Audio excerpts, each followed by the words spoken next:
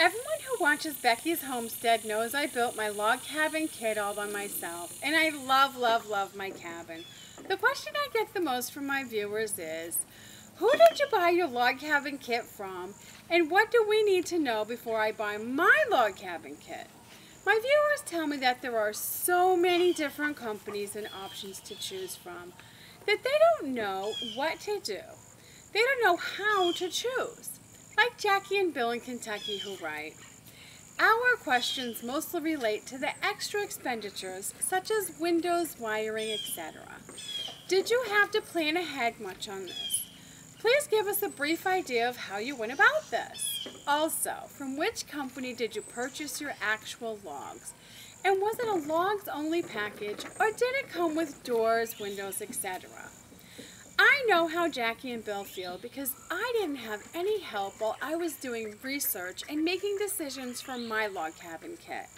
That's why I want to help people figure it out with my simple little book, Becky's Guide to Choosing Your Log Cabin Kit. I wrote this book to be a soup to nuts buyer's guide for anyone who wants to build a log cabin. Before you go out and buy your log cabin package, see if you can answer these questions. What's the difference between stamped and non-stamped blueprints? Do the doors and windows come with the kit? What keeps the logs from warping and bending?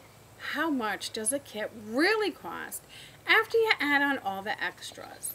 Can I assemble my kit myself or should I hire a contractor? What's the difference between a log cabin and a log home? What are the pros and cons of log cabins compared to a normal house? And what kind of wood makes the best logs? How do I get water, electricity, and sewer connected to my cabin? And how do I get a permit for building my log cabin kit?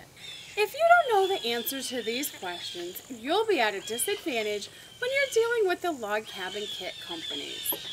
That's why my book answers all those questions and more.